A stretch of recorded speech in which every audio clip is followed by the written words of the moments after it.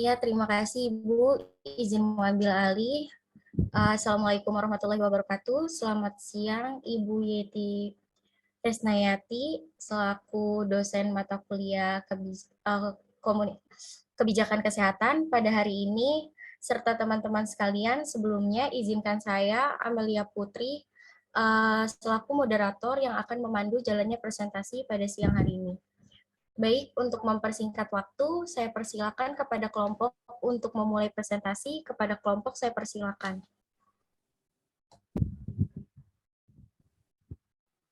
Baik, moderator izin mas. Apakah suara saya terdengar? Terdengar. Terima kasih. Silakan. Konsep sehat dan sakit. Ada pepatah terkenal mengatakan mensana in corpore sano, yang artinya di dalam tubuh yang sehat terdapat jiwa yang kuat. Pernyataan tersebut sudah sejak lama dikenal oleh banyak orang. Kebenaran bahwa dalam tubuh sehat memang terdapat jiwa yang kuat. Sehingga orang rutin melakukan olahraga memiliki tubuh yang sehat dan bugar. Di sini ada konsep sehat dan sakit. Definisi sehat yang dikemukakan oleh WHO adalah merefleksikan perhatian pada manusia. Sehat dari sudut pandang lingkungan, dari dalam dan luar. Kemudian ada pemaknaan sehat sebagai pola hidup aktif, berkarya, dan berproduksi. Upaya mencapai kedamaian dengan diri sendiri merupakan suatu perjalanan panjang. Memiliki kondisi sehat adalah sebuah upaya. Hal itu bisa dilakukan oleh individu sendiri maupun bantuan orang lain yang memiliki kepedulian terhadap sesama. Mungkin bisa di next.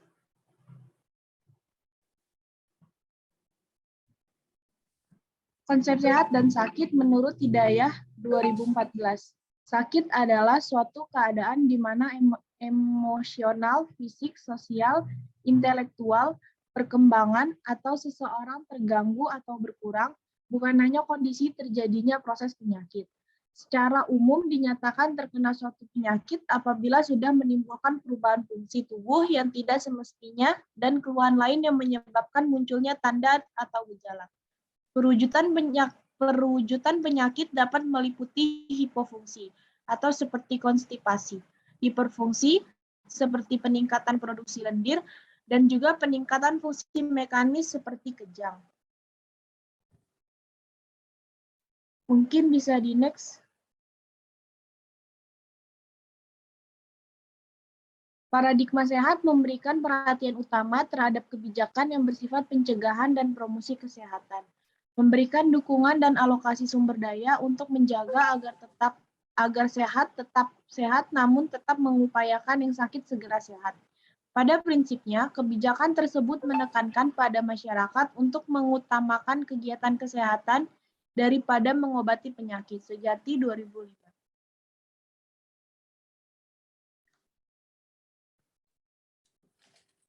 Kemudian dari beberapa pernyataan tentang keyakinan konsep sehat, maka dapat penulis simpulkan bahwa konsep sehat adalah suatu keadaan atau kondisi fisik yang lengkap dan normal, dan kondisi mental secara sosial yang baik tanpa gangguan yang berarti, sehingga akan menimbulkan kebahagiaan bagi diri orang tersebut.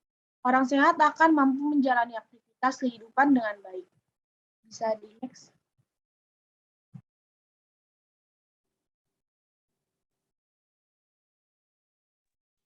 Implikasi paradigma sehat dalam pembangunan kesehatan di Indonesia, yaitu pada era reformasi ada polarisasi, pendekatannya perlu dijaga keseimbangannya agar tidak menimbulkan guncangan dalam sistem kesehatan, yaitu polarisasi atau pergeseran paradigma dari paradigma sakit ke paradigma sehat. Jadi ada pun faktor-faktor pendorong kebijakan paradigma sehat antara lain sebagai berikut. Yang pertama yaitu ada pelayanan kesehatan yang berfokus pada pelayanan kuratif kurang efektif dalam meningkatkan derajat kesehatan masyarakat. Yang kedua, ada perubahan konsep sehat, yaitu dimasukkannya unsur sehat produktif secara sosial dan ekonomis dalam pengertian sehat. Yang ketiga, adanya transisi dari epidemiologi penyakit infeksi ke penyakit kronik degeneratif yang mencegahnya. Kat sebentar. Halo, Kat sebentar. Apa yang Anda presentasikan itu tidak ada di slide atau bagaimana? Kok beda antara slide dengan yang Anda sampaikan? Ini untuk ini dulu Bu, faktor-faktor pendorong kebijakan paradigma sehat. Iya, nah kenapa slide-nya tidak berubah? Tidak ada di slide yang Anda sampaikan itu. Izin jawab Ibu, Iya. untuk yang di PowerPoint itu hanya kita cantumkan yang poinnya saja Ibu. Untuk penjabaran kita jelaskan. Oh, tapi jangan baca semua ya. Anda gini, presentasi itu sampaikan dalam bahasa Anda sendiri lah. Ya, jangan bahasa dewa begitu. Ya, bahasa dewa biarkan di slide, tapi Anda jelaskannya pakai bahasa Anda sendiri gitu. Saya mendengar Anda membaca aja gitu. Saya nggak paham juga yang dibaca itu Anda ngerti atau tidak. Ya, coba jelaskan ya. Jangan membacakan. Saya minta tolong ya. Ini berubahlah cara presentasinya. Ya, silakan dilanjut. Paradigma sehat adalah yaitu perubahan sikap dan orientasi atau mindset. Nah, jadi implikasi paradigma sehat dalam pembangunan kesehatan Indonesia yaitu ada beberapa.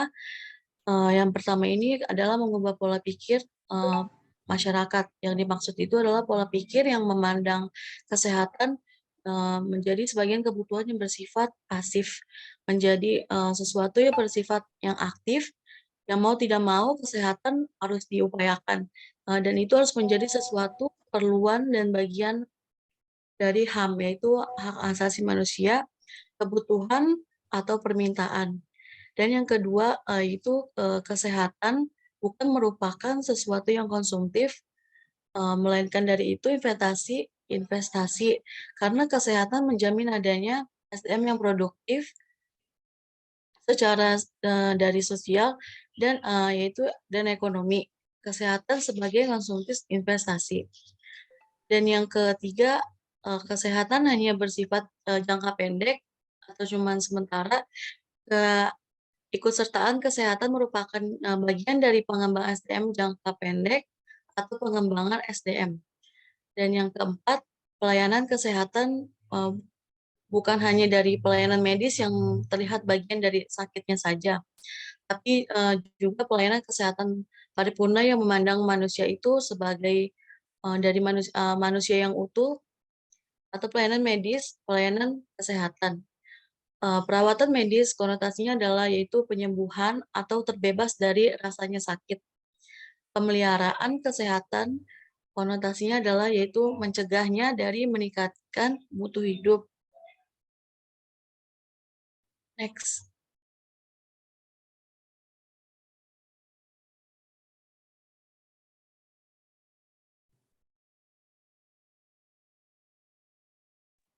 Ya, selanjutnya, implikasi yang kelima itu pelayanan kesehatan tidak lagi terpecah-pecah, tetapi menjadi terpadu.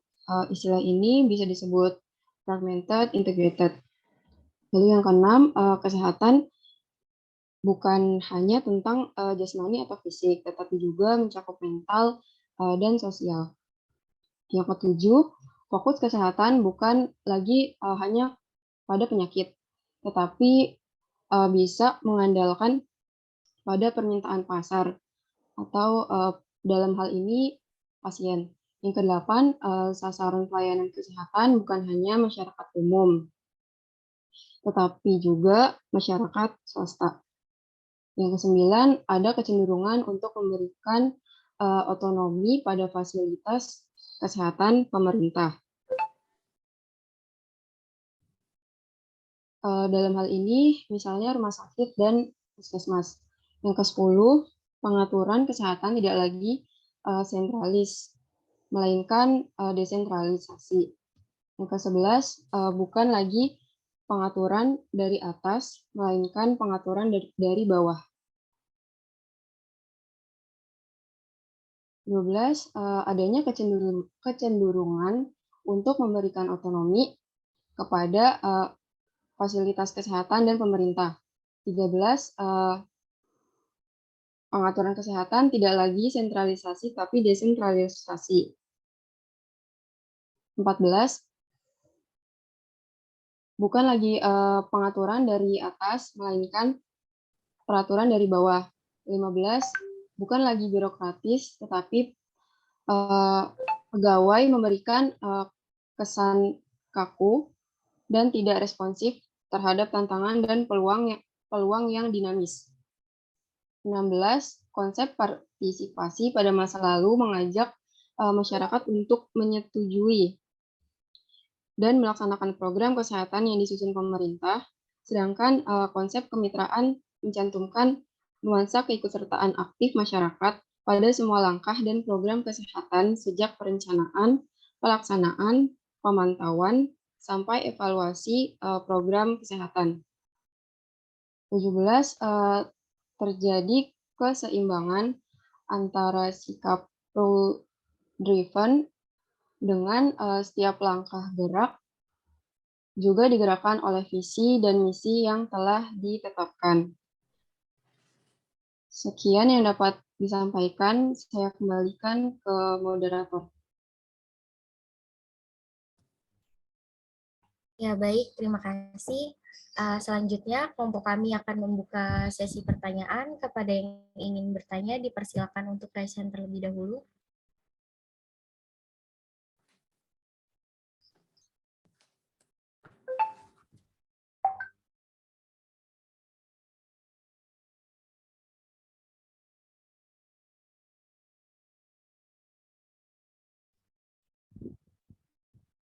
Ya, mohon maaf.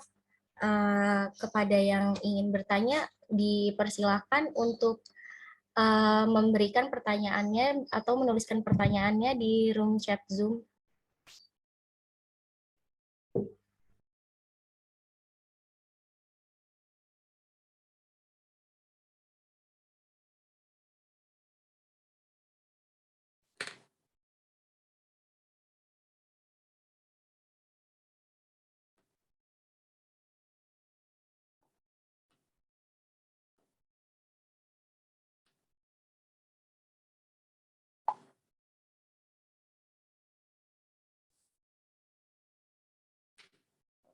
Nah, ini yang tadi saya sampaikan. Tulis di chat room, siapkan pertanyaan. Dari 43 mahasiswa ini nggak ada yang mengikuti apa yang saya sampaikan. Buang waktu kita jadinya. Masa iya dari penjelasan segitu panjang tidak ada pertanyaan? Kalau Anda konsentrasi mestinya bisa bertanya.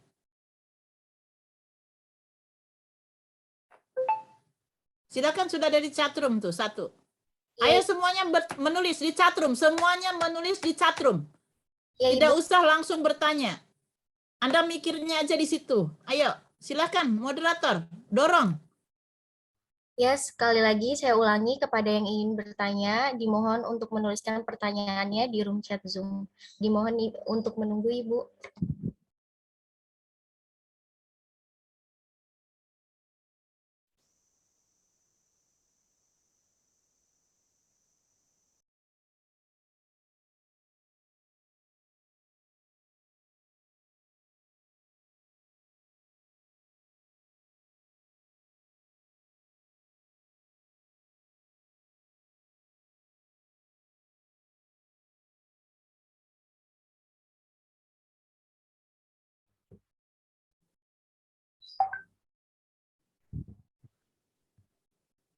Ya, baik Ibu, di sini sudah masuk 3 pertanyaan.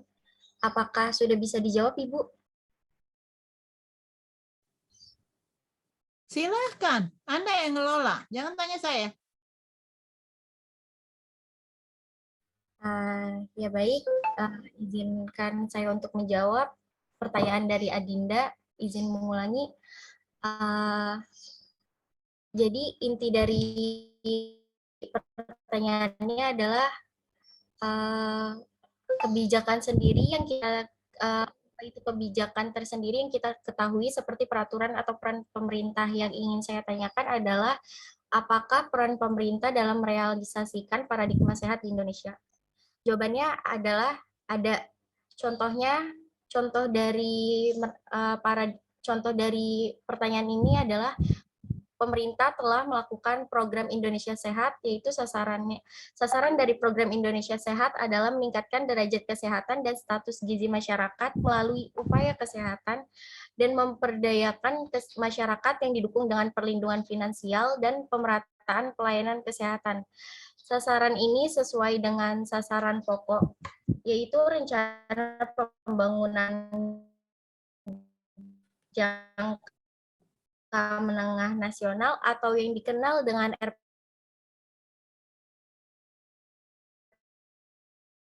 RPJMN.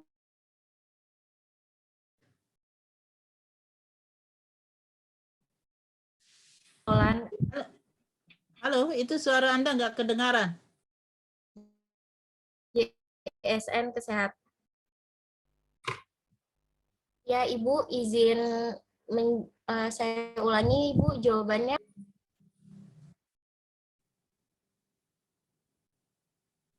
Baik, Ibu izin masuk. Mungkin Amel sedang ada kendala jaringan. Mungkin bisa saya lanjutkan untuk pertanyaan dari Vanessa. Saya Vanessa Amalia, izin bertanya, apa sih faktor-faktor pendorong dari kebijakan paradigma sehat? Dan tolong sebutkan. Terima kasih. Izin menjawab, ada salah satu menurut John Wayne dalam Yulandari 2014 dia mengatakan bahwa ada 6 parameter kesehatan, yaitu 1, fungsi fisik. Orang sehat tidak mengalami gangguan fisik. Kesehatan mental, di mana perasaan nyaman, mampu mengontrol emosi diri, perilaku positif. Sosial, well-being, hubungan interpersonal aktif. Kemudian ada fungsi peran, tidak mengalami gangguan hubungan dengan sesama, persepsi umum, pandangan diri tentang kesehatan pribadi. Simptom-simptom tidak ada gangguan fisiologi maupun psikologi. Sehingga dari ke-6 parameter tersebut saling berkaitan. Kemudian mungkin bisa dijawab pertanyaan yang belum dijawab pada kelompok, dipersilakan. Ibu, mohon maaf karena saya tadi terkendala jaringan. Baik, saya jawab pertanyaan yang pertama dari Dinda Cahya. Apakah ada peran pemerintah dalam merealisasikan paradigma sehat di Indonesia? Jawabannya adalah ada. Program sehat ini adalah meningkatkan kesehatan dan pemberdayaan masyarakat yang didukung dengan perlindungan finansial dan pemerataan pelayanan kesehatan. Sasaran ini sesuai dengan sasaran rencana pembangunan jangka menengah nasional atau yang dikerjakan, yaitu yang pertama meningkatnya status dan anak, akses dan mutu pelayanan utama pelayanan kesehatan universal melalui Kartu Indonesia Sehat dan kualitas pengelola SJSN Kesehatan. Yang kelima, terpenuhinya kebutuhan tenaga kesehatan, obat dan vaksin, serta meningkatnya responsivitas sistem kesehatan. Baik, izin masuk. Saya ingin menjawab pertanyaan dari Fazwa Fidayanti dari kelompok 4. Pertanyaannya adalah, maksud dari implikasi paradigma yang berkecenderungan memberikan otonomi pada fasilitas kesehatan apa saja? Jadi pada PPT kan terdapat implikasi paradigma yang berkecenderungan memberikan otonomi pada fasilitas kesehatan, yaitu seperti yang kita tahu bahwasannya otonomi itu maksudnya memberikan wewenang kepada suatu lembaga, instansi, dan lain-lain. Nah, memberikan otonomi pada fasilitas kesehatan di sini mungkin bisa diartikan bahwa memberikan kewenangan kepada rumah sakit atau fasilitas kesehatan untuk mengaturnya fasilitas mereka sebaik-baiknya untuk dalam melayani pasien.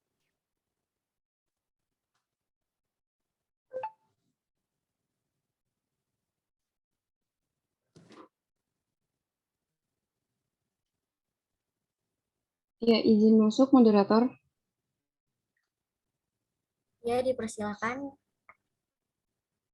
Izin menjawab pertanyaan dari Jihan Sartika, perwakilan kelompok 5.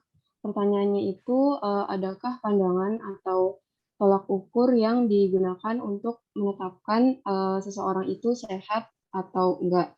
Terima kasih. Untuk jawabannya itu ada pandangan bahwa tolak ukur yang digunakan untuk menetapkan apakah seseorang itu sehat atau tidak haruslah berdasarkan kajian yang dilakukan oleh profesional. Menurut Yulian dari 2018. Namun ada juga pandangan bahwa keyakinan sehat itu bergantung dari persepsi seseorang tersebut akan kondisi dirinya. Terima kasih.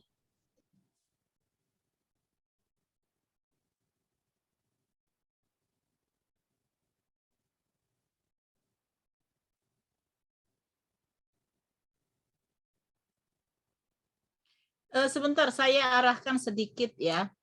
Kelompok punya definisi tentang paradigma sehat apa enggak? Di dalam slide. Apa sih sebetulnya paradigma sehat itu gitu? Kelihatannya ini pangkalnya belum kepegang oleh kelas ya. Sehingga pertanyaannya saya perhatikan ini tidak mengarah kepada apa yang dimaksud dengan paradigma sehat. Coba tayangkan kembali slide definisi paradigma sehat. Dan mengapa bergeser dari paradigma sakit ke paradigma sehat? Itu penting. Saya melihat pertanyaan-pertanyaan ini kurang dilandasi oleh pemahaman tentang apa itu paradigma sehat. Yang ada tadi saya lihat adalah definisi sehat. Tapi yang sedang dibahas adalah paradigma sehat. Ya, coba cek dulu, ada tidak slide tentang definisi paradigma sehat? Saya persilakan kelompok dulu, sorry semuanya ya, karena saya melihat diskusi arahnya kurang tepat.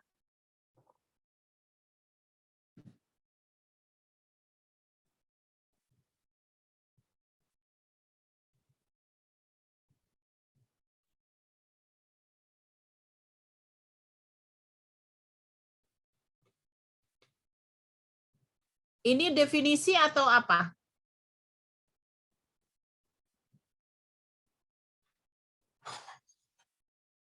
Izin menjawab, Ibu.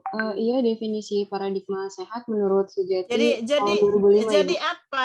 Jadi apa sih paradigma itu apa menurut kelompok?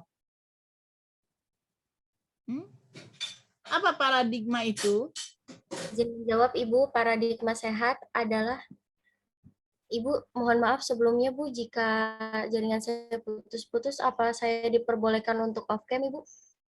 Silakan.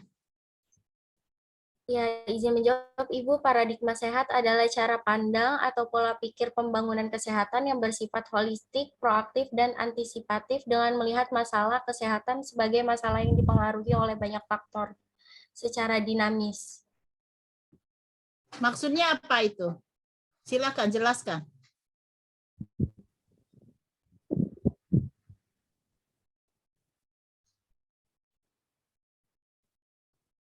Ini definisinya belum kepegang oleh kelas nih. Sehingga pertanyaannya kurang menunjukkan bahwa kurang. Pertanyaan-pertanyaannya menunjukkan ketidakfahaman tentang apa itu paradigma sehat. Coba Anda jelaskan. Ibu, jadi paradigma sehat itu adalah upaya untuk mempertahankan orang sehat agar tetap sehat sehingga berkonsentrasi pada pelayanan promotif dan preventif tanpa mengesampingkan pelayanan kuratif dan rehabilitatif. Tanya ke temannya, sudah mengerti belum?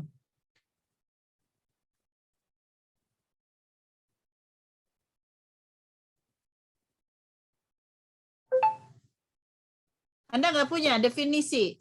Ini juga referensi 2005, sekarang 2022 loh. Ini sejak kapan Anda dibolehkan mengambil referensi di atas 5 tahun? Harusnya paling tidak 2018 lah. Ini lain kali mohon untuk semuanya nih ya. Kalau nyari referensi jangan yang sudah out of date seperti ini. Ya. Kalau Anda 2022 sekarang, paling tidak 2018 lah. Ya, jangan ini berapa tahun yang lalu ini? 18 tahun yang lalu. Masih Anda pakai gitu. Ya, ini tolong belajar untuk semuanya. Ya, saya bukan apa, tapi memang ini tidak diharapkan, apalagi nanti Anda membuat skripsi. Ini harus dibiasakan dari sekarang, ya. Definisi-definisi ini yang paling up to date, ya. Karena perkembangan di dalam 10 tahun dalam sistem pelayanan kesehatan ini akan berubah. Ya, apalagi ini unsur kebijakan. Oke. Coba saya cek. Siapa yang saya panggil, tolong jelaskan. Apa yang dimaksud dengan paradigma sehat? Vini Sarwatu, apa nih? Nggak jelas. Halo Vini, coba jelaskan ulang. Apa yang dimaksud dengan paradigma sehat menurut penjelasan teman Anda?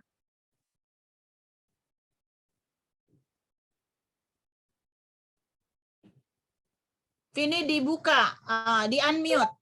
Silakan bicara. Apa yang dimaksud paradigma sehat oleh teman saudara tadi? Saya mempertahankan orang sehat agar tetap sehat sehingga berkonsentrasi pada pelayanan promotif dan preventif tanpa mengesampingkan pelayanan kuratif dan rehabilitatif.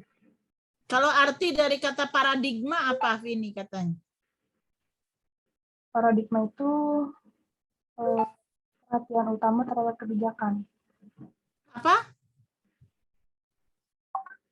Apa paradigma? Saya hanya tanya kata paradigma karena belum betul ini. Cara pandang. Cara pandang. Jadi Indonesia ini sebetulnya mau mengubah apa? Mengubah cara pandang masyarakat kan? Ya. Ya. Nah ini.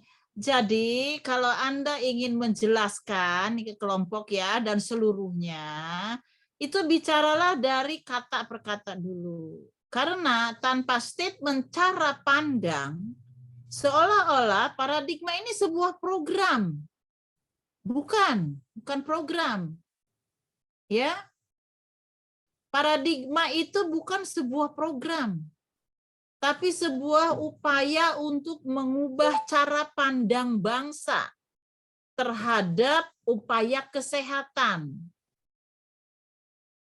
Ya, rakyat Indonesia dulu diajaknya bicara pelayanan kesehatan itu adalah pelayanan untuk mengobati orang sakit.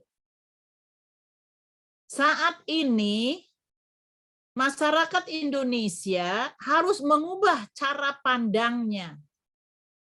Harus lebih banyak berpandangan bahwa orang sehat itu lebih banyak daripada orang sakit. Sehingga pelayanan kesehatan harus lebih banyak ditujukan kepada orang sehat. Bukan ditujukan kepada orang sakit saja.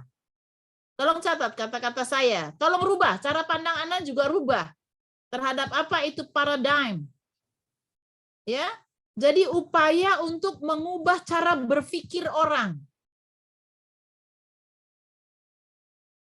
Bahwa pelayanan kesehatan bukan ditujukan kepada orang sakit saja, melainkan kepada upaya-upaya peningkatan kesehatan dan upaya-upaya pencegahan agar tidak terjadi sakit.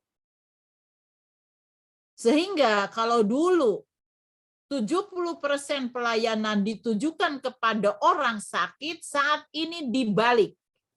70% pelayanan kesehatan ditujukan kepada orang sehat agar hidup lebih sehat lagi. Tentu tidak melupakan yang sakit, tetapi prosentase pelayanan kepada yang sakit tidak lebih besar daripada pelayanan kepada orang sehat. Itu perubahan paradigma itu. Jelas? Tolong dicamkan, jangan bingung. Kalau saya melihat pertanyaan-pertanyaan Anda di chat, itu menunjukkan orang bingung, belum jelas apa yang dimaksud dengan paradigma. Jadi paradigma ini sekali lagi bukan program, cara pandang, bukan peraturan. Bahwa paradigma ini akan membawa implikasi, akan membawa efek terhadap program-program pelayanan, iya. Ya, contoh, pelayanan imunisasi akan lebih digencarkan daripada pelayanan rehabilitasi medik. Karena imunisasi dapat mencegah terjadinya berbagai masalah penyakit. Ya, itu implikasi. Implikasi dari cara pandang. Mengapa imunisasi menjadi lebih banyak? Karena pandangan kita harus mencegah agar semua bayi, semua orang tidak jatuh sakit. Itu implikasi dari sebuah cara pandang. Ya. Jelas. Nah, maksud saya tuh Anda tuh kalau ngejelasin begini jangan membaca. Sedikit dibahas tetapi bisa masuk ke dalam kepala saudara yang dimaksud dengan paradigma dan implikasinya. Di puskesmas sekarang, bukan melayani orang sakit ke puskesmas. Implikasinya adalah pelayanan-pelayanan yang sifatnya meningkatkan kesehatan masyarakat berupa edukasi, pendidikan kesehatan, ya, imunisasi, pemeliharaan lingkungan agar masyarakat sehat itu menjadi lebih banyak daripada sekedar membuka poliklinik untuk mengobati orang sakit. Itu adalah implikasi, efek dari cara pandang tersebut terhadap program-program yang harus dijalankan. Ya. Nah, untuk menyehatkan masyarakat itu juga berubah, Pak, cara pandangnya. Bukan hanya dilakukan oleh pemerintah. Maka tadi ada yang bertanya, apa peran pemerintah gitu? Nah, ini menunjukkan belum paham. Ya. Jadi melalui paradigma ini yang menanggung kesehatan masyarakat bukan hanya pemerintah, tetapi justru lebih banyak harus diupayakan oleh masyarakat itu sendiri. Diupayakan oleh sektor-sektor swasta, seluruh bangsa ini. Bukan Kementerian Kesehatan saja. Misal, kesehatan lingkungan. Bukan hanya orang Kementerian Kesehatan, masyarakat bisa memelihara kesehatan lingkungan. Itu ya, itu implikasinya. Tadi ada yang nanya implikasi. Implikasi itu artinya kalau ada sebuah cara pandang yang berbeda, maka apa yang harus dilakukan berdasarkan cara pandang itu? Kalau masyarakat harus bertanggung jawab terhadap kesehatannya sendiri, maka implikasinya adalah pemberdayaan masyarakat. Masyarakat harus berdaya di dalam mengejawantahkan kesehatan di lingkungannya, di keluarganya. Bukan tanggung jawab petugas kesehatan saja.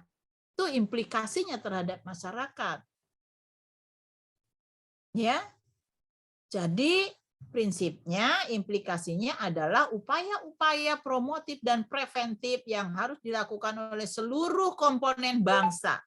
Bukan hanya oleh pemerintah, bukan hanya oleh tenaga kesehatan. Ya, karena yang diurusin adalah orang sehat, agar tetap sehat.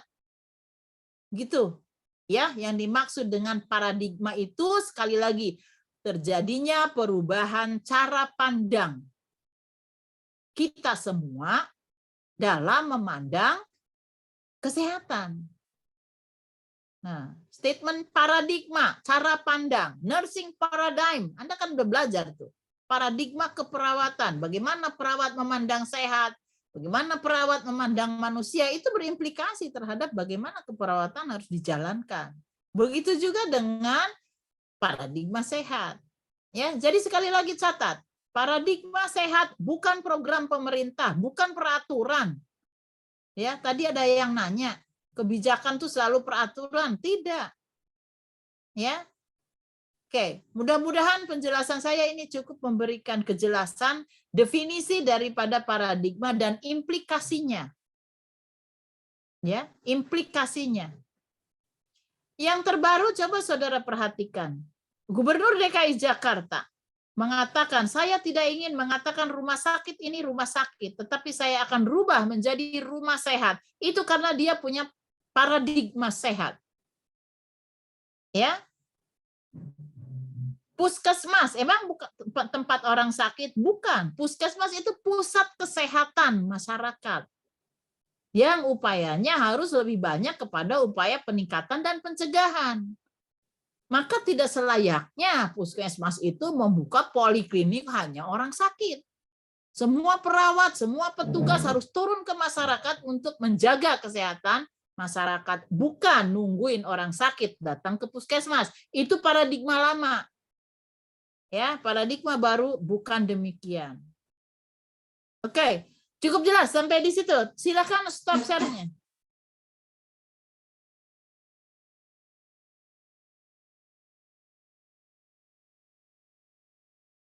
Oke, dari penjelasan saya, siapa yang mau bertanya? Silakan. Sudah mengerti atau makin bingung setelah saya jelaskan? Harusnya Anda makin mengerti. Jadi lain kali kalau Anda mau presentasi, tolong bicara dari definisi terlebih dahulu sampai orang paham apa yang dimaksud. Ya. Tadi yang disebutkan oleh Anda nanti cantumkan di dalam slide, paradigma sehat adalah. Gitu. Ya. Bukan sehat adalah. Oke, silakan lanjut. Saya kembalikan ke moderator. Kalau ada yang ingin bertanya terkait dengan penjelasan saya, silakan. Baik, Bu. Kepada yang apakah sampai sini, apakah masih ada pertanyaan? Apakah ada yang ingin bertanya lagi?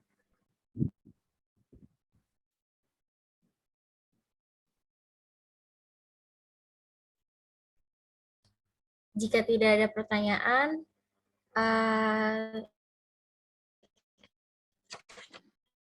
sekian presentasi dari kelompok kami. Kurang lebihnya mohon maaf. Billahi taufiq wal hidayah. Ya, Ibu, mohon maaf masih di mute, Ibu. Pertanyaannya tidak ada. Ini kelas apa sih? Ini kok pasif banget ya? 2A nurse. Waduh, nurse lagi nih. Ya, Ibu, Ya. mohon maaf. Semua pertanyaan sudah dijawab, Ibu. Ya, tapi yang lain yang belum bertanya siapa? Apa sudah mengerti semua? Oke, kalau mengerti sih syukur.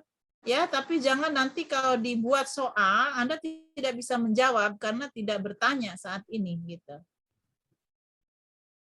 Oke, cukup jelas dengan paradigma sehat. Hah?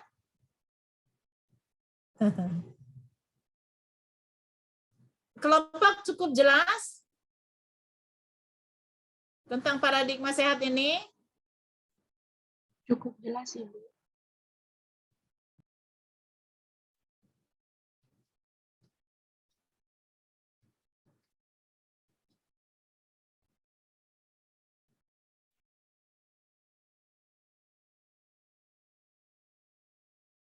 Sebentar. Ini kok nggak mau. Ini lihat, saya tadi tambahkan kepada slide-slide yang dibuat oleh kelompok. Ini yang tidak ada di kelompok. Pengertian paradigma sehat. Ya, sekali lagi diingatkan, kalau membuat sebuah presentasi harus dimulai dengan pengertian. Paradigma sehat adalah cara pandang, adalah sebuah pola dalam berpikir atau model dari pembangunan kesehatan yang bersifat holistik. Holistik itu artinya menyeluruh, komprehensif. Model pembangunan dipengaruhi oleh cara pandang. Mengerti nggak maksudnya? Model pembangunan kesehatan dipengaruhi oleh cara pandang. Saya analogikan, model baju yang saudara gunakan itu dipengaruhi oleh cara pandang saudara. Kalau saudara punya cara pandang bahwa baju seorang perempuan harus menutup aurat, maka Anda akan pilih model yang tertutup. Ngerti? Kalau saya analogikan. Tapi kalau Anda bilang cara pandangnya, baju mah suka-sukanya. saya ingin menampilkan cara pandang saya, baju itu adalah sebuah perhiasan yang boleh harus mempercantik diri gitu. Mungkin Anda akan membuat baju dengan model yang lain. Nah, itu maksudnya analoginya. Jadi cara pandang itu ya bisa menjadi model dari pembangunan kesehatan. Nah, cara pandang bahwa kita ini harus mengutamakan upaya promotif dan preventif di dalam pembangunan kesehatan, maka pembangunan kesehatan lebih diarahkan kepada upaya peningkatan kesehatan dan pencegahan. Itu akan mewarnai pembangunan kesehatan di Indonesia, termasuk dana, pengalokasian dana.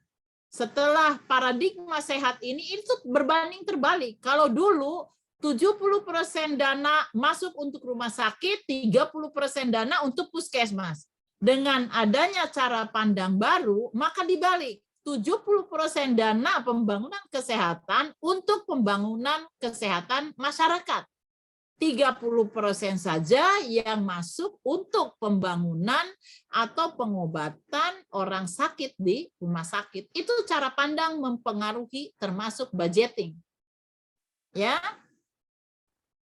Kemudian melihat masalah kesehatan yang dipengaruhi oleh banyak faktor yang bersifat lintas sektor ini. Bahwa sehat itu bukan hanya oleh faktor-faktor yang ditangani oleh Kementerian Kesehatan. Banyak sektor yang harus bergerak di dalam membangun kesehatan. Contoh, ya, untuk mencegah terjadinya gondok endemik yang di Indonesia masih tinggi. Emang Kementerian Kesehatan yang harus memberikan yodium kepada masyarakat? Tidak harus. Kementerian Perdagangan bisa mendorong untuk penjualan garam beriodium di pasar-pasar agar dapat dijangkau oleh masyarakat. Nah, itu yang dimaksud dengan pembangunan kesehatan itu lintas sektor, banyak pengaruhnya. Ya, untuk meningkat, untuk memberantas stunting, apa Kementerian Kesehatan saja? Tidak. Ya, Kementerian Ekonomi, Kementerian Perdagangan bergerak semuanya menangani suatu masalah atau mencegah terjadinya masalah stunting di Indonesia. Ya, upayanya lebih diarahkan pada peningkatan pemeliharaan dan perlindungan kesehatan, bukan hanya penyembuhan atau pemulihan kesehatan. Menjelaskan paradigma itu cukup satu slide ini, tapi mengerti. Kalau mengerti Anda akan bisa banyak berbicara. Ya. Perubahan paradigma itu dari paradigma sakit menjadi paradigma sehat. Dulu itu paradigma sakit. Upaya-upaya yang membuat orang sakit menjadi sehat. Jadi kalau paradigma sehat, upaya-upaya membuat orang sehat tetap sehat. Ya. Agar orang sehat tetap sehat, maka upayanya adalah peningkatan kesehatan dan pencegahan. Lebih besar daripada upaya pengobatan dan pemulihan. Tolong dicamkan, ini hal-hal penting yang saya tambahkan di belakang ini, harusnya bisa memberikan terang benderang kepada saudara apa yang dimaksud dengan paradigma. Ya. Jadi paradigma sehat ini berupaya mempertahankan orang sehat tetap sehat sehingga berkonsentrasi pada pelayanan promotif dan preventif. Ya, perubahan paradigma tersebut untuk membuat masyarakat menjadi mandiri dalam menjaga kesehatannya. Tolong nih statement nomor 2. Paradigma sehat harus membuat masyarakat mandiri dalam memelihara dan menjaga kesehatan masing-masing. Ya. Tolong dicamkan itu. Ya. Oke, kalau ini saya kira tidak harus. Ini yang paling penting 3 slide terakhir ini tambahan dari saya terkait dengan apa yang sudah saudara buat di dalam slide-slide yang tadi ditayangkan oleh teman saudara. Baik, saya kira mudah-mudahan dengan adanya presentasi ini saudara sebagai calon perawat paham betul kemana arah pembangunan kesehatan di negara Indonesia ini. Sekali lagi, sekarang yang diberikan banyak izin bukan izin-izin rumah sakit, tetapi izin-izin terhadap program-program pengembangan masyarakat agar sehat, ya. Karena masyarakatlah yang harus bertanggung jawab terhadap kesehatannya sendiri. Ya. Oke, cukup jelas sampai di sini. Siapa yang mau bertanya? Cukup? Cukup jelas Ibu dari kelas. Oke. Betul-betul, nggak ada yang bertanya ke Bu Yeti. Silakan kalau ada yang ingin bertanya. Saya tunggu dalam waktu sampai dengan 11.58. Saya heran kalau Anda itu pasif begini ya. Apa memang biasa begini kalau diskusi? Artinya Anda tidak menyiapkan diri untuk bisa berdiskusi di dalam forum. Saya ingin sebetulnya Anda aktif ya. Tetapi begini ya, saya ingatkan di dalam metode pembelajaran seperti ini, diskusi itu akan hidup, konsentrasi saudara akan bagus apabila ya saudara sendiri sudah mempersiapkan diri untuk berdiskusi. Dalam bentuk apa? Meminta slide itu sebelum presentasi dimulai. Saudara pelajari, saudara cari referensi lain sesuai dengan judul yang akan disampaikan. Itu strateginya. Baru akan terlihat Anda punya pemahaman sehingga Anda bisa bertanya, Anda bisa memverifikasi, Anda bisa memvalidasi, Anda bisa menyanggah. Kalau Anda hanya mendengarkan ketika teman Anda presentasi, itu hasilnya akan nol. Nol nanti. Saya ingatkan, ya dengan saya masih ada beberapa presentasi terkait dengan kebijakan dan juga tim. Jadi mulai sekarang, agar Anda punya pemahaman yang baik terhadap materi yang didiskusikan, maka semua kelompok harus lebih dulu men-share materinya sebelum presentasi. Paling tidak 2-3 jam sebelum presentasi. Anda baca dulu. Sebuah kewajiban. Ketika akan diskusi, kewajibannya Anda membaca bahan yang akan didiskusikan. Supaya tidak nol di kepala Anda.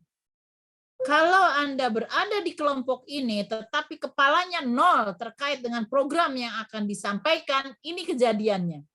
Semuanya cuma bengong. Nggak mengerti apa yang disampaikan. Ini sangat berbahaya bagi seorang mahasiswa. Tidak kritis. Yang ada hanya melongo aja. Gitu. Dari 44 orang, itu bisa dihitung siapa yang bertanya. Ada di chat room. Oke, ini saya mengingatkan. Siapa ketua kelas 2A? Coba angkat bicara. Halo? Iya, izin Siapa? masuk Ibu. Oke, siapa?